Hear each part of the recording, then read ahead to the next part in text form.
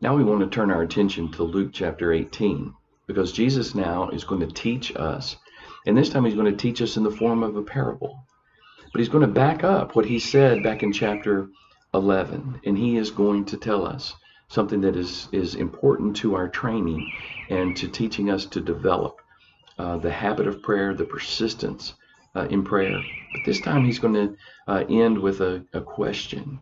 Now, last time we talked about how much more would God. This time, Jesus is going to focus on us, because he's going to ask a very important question there in verse 8. He said, "Nevertheless, when the Son of Man comes, when in the blink of an eye, the sound of a trumpet, he comes. When he comes, will he find faith on earth?" Faith is at the essence of our prayer lives. Otherwise, I'm speaking words out into the air. I'm creating some kind of mental delusion for myself, where I've crafted a world that exists in here in defiance of the world that I can see and touch. Now, see, faith is something that binds us, not only to each other, but it binds us to God. That willingness not only to believe that God is, but to believe that he is a rewarder of those who diligently seek after him. Keep on asking, keep on seeking, keep on knocking. Then this persistence, this cumulative impact, it's really not even the abundance of our prayers, because we know it's not the abundance of our words, but it's the understanding that we're asking these things to be done that are according to the will of God, but we're doing so in that belief and a trust that he hears us and that he will do according to his will what is good for his children. So now we're going to meet a persistent lady, a persistent widow. The widows in Judea, the widows in the ancient Near East. These people, these unfortunate people, were powerless.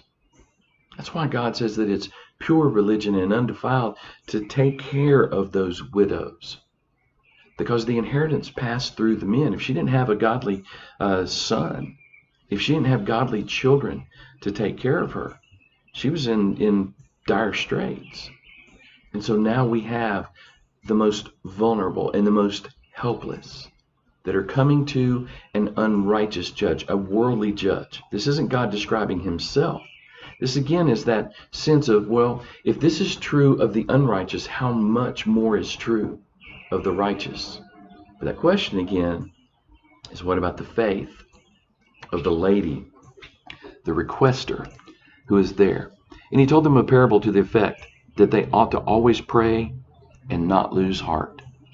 It is so easy to lose heart when we don't sense an answer to our prayers. We don't see an answer to our prayers. Will faith continue? Let me ask you this. Will faith grow? Even in the bad circumstances and you don't see the answers to prayers. He said, in a certain city there was a judge who neither feared God nor respected man. This is not God. This is an unrighteous person. This is dealing with the world. And there was a widow in that city who kept coming to him and saying, "Give me justice against my adversary." She had no husband to contend for his case. And this evil person took advantage of the powerlessness that she had. She kept on coming to the judge. For a while he refused. Afterwards he said to himself, "Though I neither fear God nor respect man, yet because this widow keeps bothering me." Remember, this is not God. We don't bother God with our prayers, because he encourages it. He calls us to it. And he wants us to be persistent. "I will give her justice so that she will not beat me down by her continual coming to me." And Jesus said, "Hear what the unrighteous judge says. And will not God give justice to his elect who cry to him day and night? Will he delay long over them?